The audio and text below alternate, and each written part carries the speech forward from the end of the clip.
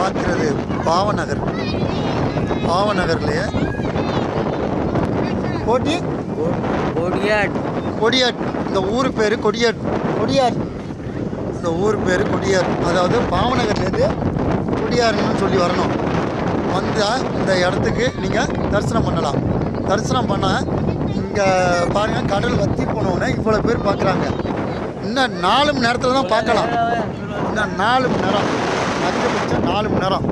அதாவது கடல் வற்றி போனால் என்ன ஆகுதுன்னா, இந்த 5 லிங்கம் இதில் இருக்குது.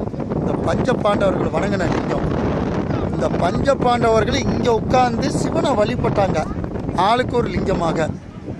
அப்போ இந்த இடம் வந்து அந்த கரையிலேருந்து இங்கே வர்றதுக்கு அதிகபட்சம் ஒரு எப்படி பார்த்தாலும் ஒரு 1/2 கிலோமீட்டர் இருக்கும். இந்த கார் கிடக்கிறதுக்கும் 1/2 கிலோமீட்டர் இருக்கும். இது வழியாக தான் நடந்து வரணும். இப்போ கடல் வந்து கொஞ்சம் கொஞ்சமாக வாங்குது. உள்ளே வாங்குறது இன்னும் வந்து ஒரு 4 மணி நேரத்துக்கு இவங்க சாமி கும்பிடுவாங்க. அப்புறம் நாளைக்கு தான், இந்த ஒரு முறை தான், ஒரு நாளைக்கு ஒரு முறை தான் பார்க்கலாம். 2 முறை பார்க்க முடியாது. ரெண்டாவது இன்னொரு விஷயம்னா, கடல் வந்து எல்லா ஊர்லேயும் உள்ளே வாங்கும், வெளியே வாங்கும்.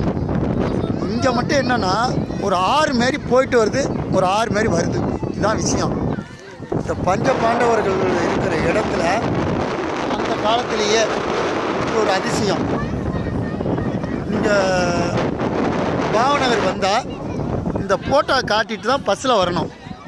பஸ்ஸில் வந்தீங்கன்னா கண்டிப்பாக நீங்கள் இந்த இடத்த நாடியை வந்து தரிசனம் பண்ணிடலாம். எல்லோரும் அவங்க கையாலேயே பண்ணலாம்.